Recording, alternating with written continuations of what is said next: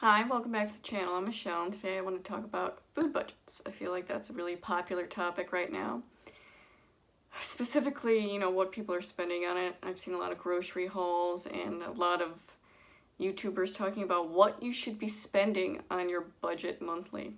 The popular one I've heard is $100 per person per month in your family. So I have a family of 5, so theoretically I should be spending about $500 a month on groceries. Spoiler, I do not. I spend closer to somewhere between $650 and $800 a month on groceries.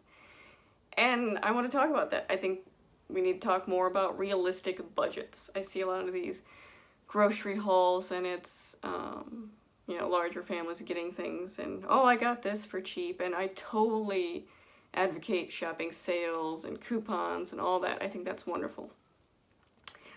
But one place I'm not willing to compromise is the quality of my food. I am a big believer in quality over quantity, especially when it comes to my food. I view my food as an important source in my diet. Food is there to provide us nutrients. It's there to provide energy. It serves a purpose, and it can also taste good, which is nice. But I'm not looking to put the cheapest ingredients in my body, especially for a variety of reasons. My daughter has celiac disease, my 4-year-old. So her body is nutrient deficient because she is still working on getting back to where her body needs to be. So it's important for me as a mother, as a parent, to make sure she's getting the best nutrients she can in her body. And even if she didn't have celiac disease, I think it's important. I think it's important that we're putting... It's like medicine. It has the ability to help us, heal us, or it can make us sick. So, even before we went gluten-free, my grocery budget was around $600 a month for a family of 5. And that 5th member is 1. So, you can't really count him. He's not eating an adult portion of it. But I want to talk about realistic budgeting. And I think you should have a grocery budget. I think that's very important to know how much you can spend on groceries.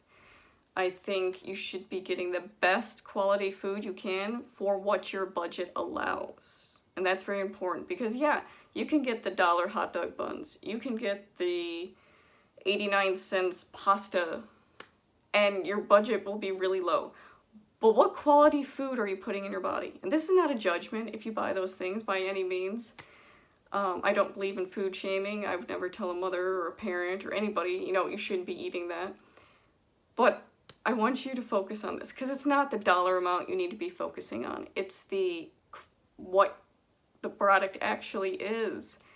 And since dealing with food sensitivities and celiac disease and all that, I've really come to know what's in my food. I've had to research it. I've had to look into it. So I'm aware of it, and I encourage you all, look where your food is manufactured. Turn around the box and read the ingredient list. Look at the stuff in there. One of the reasons we're seeing such high rates of celiac disease and things and food sensitivities is because our food has drastically changed. From even 50 years ago, the way it's processed, the way it's manufactured, it's eye-opening. It really is, and I encourage you to look into it because I'm a firm believer that you look into something yourself, you research it, and you can come to your own conclusions based on what you believe. But I still think you need to do the research for yourself and see, what's important. What are the values you have when it comes to food? So like I said, we spend about $650 to $800 a month on groceries. It is the most expensive thing next to our mortgage that we pay for. And I'm okay with that. It is something we're consuming every day. I think it should be the best it can be. Now, do I buy all organic? No, I can't. I can't afford to do that. My budget does not allow to it. I buy organic food when I can, when my budget allows. I'm very specific with produce and fruit. If you're not familiar with the Dirty Dozen, it's a list of the most highly pesticided fruits and vegetables out there. So I make sure I always buy organic. So, for example, strawberries is a big one. Very chemically processed, and I don't want my body to be ingesting those chemicals. I don't want my child to be ingesting those chemicals. Again, personal choice. So I make sure I buy organic when I can. Do I buy organic strawberries right now? No, it's in the middle of winter. They're $8 a carton. I don't know about your kids, but my kids go through that a lot.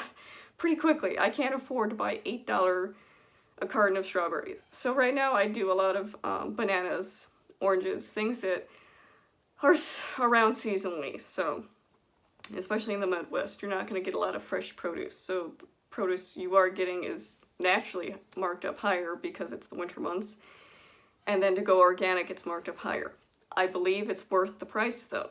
Another big one is meat. I buy organic meat when my budget allows. I do buy meat from a local farm, which I'm aware of all the practices they use. I'm very comfortable with the humane ways they treat their animals.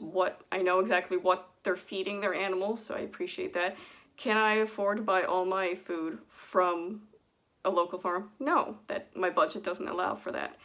And it's funny, I'll see a lot of these family vloggers on there saying, oh, this is my grocery haul, but I didn't buy any meat because I bought like half a cow and it's in the freezer. Couple issues I have with that. One, you have to own a deep freezer, which they start about $150, so that's an expense. You have to have the space. You have to have the ability to pay the extra electricity it costs to run that deep freezer all the time.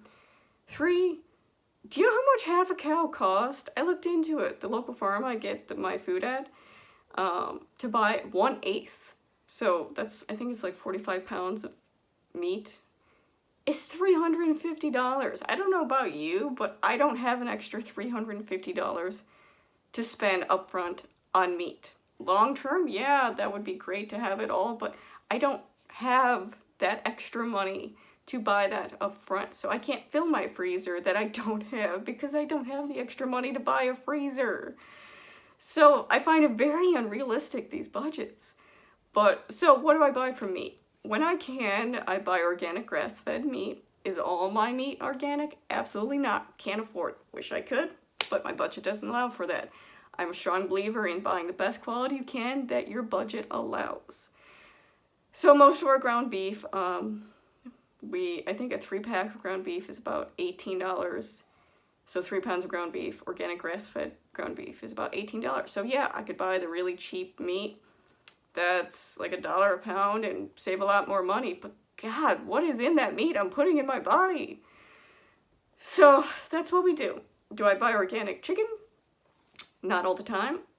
Sometimes I get organic chicken from the farm, but again, it depends on what my budget allows for the month. We can't really go over the $800 threshold. So I look at my budget monthly and I see where we can go. I meal plan. I look at what we have. Again, I try to get fresh organic produce when I can, if it's in season, different tricks like that. But I just want to get on here and say, you know, these budgets, $100 a person isn't working for my family. And it's okay if it doesn't work for your family, especially if, you know, you care about what food you're consuming and the things you're putting in your body. You don't want the cheapest thing in your body. So yeah, I just want to give you guys an idea of, you know, what our budget is. And now that we go gluten-free, obviously that's an expense too. Organic, that's an expense too. But those are values that are important to my family, so we make it work within the means we can. And that's, I think, what we should be telling people. It shouldn't be $100 per person. It shouldn't be try to get the cheapest thing you can to lower your budget. Try to make the cheapest meals you can. No, make the best quality food you can provide for your family that fits into your budget. And don't feel bad about that you can't do all organic or you can't do this. Because we're all just moms out here trying to do the best we can. And I don't feel any guilty or shame about it. Because guess what? You get guilt and shame both ways. If you feed all organic, people judge you. If you feed your kids, you know, chicken nuggets, they judge you. So there's judgment no matter what. But feel confident in what you do, what you value as a family, what's important to you. Because that's what's important, not what anybody else thinks. So I'm here to tell you that $100 person budget, yeah, that's out the window. Don't feel bad about it. So just do the best you can. Hi, I was editing the video and I realized I forgot to talk about snacks. So yes, we do buy snack items and things I would deem that aren't the healthiest because I believe you need all things in moderation. I don't think you can be all organic. You can't be all junk food. Find where it fits for your family. But when it comes to snack items and more unhealthy items, I do try to find better options. So granola bars, I'll try to find something with cleaner ingredients, especially with celiac disease. There are certain items I have to get gluten-free, and there's not many options with that, so sometimes the only option I have is the gluten-free option. So I mean, I do have certain restrictions with that. And just because something's organic or gluten-free does not necessarily mean it's healthier. Organic junk food is still organic junk food. Organic sugar is still organic sugar. Just because it's gluten-free does not mean it's somehow healthier. There's still gluten-free junk food. So again, it's what's important to you, what your family values, and just do the best you can with what you have.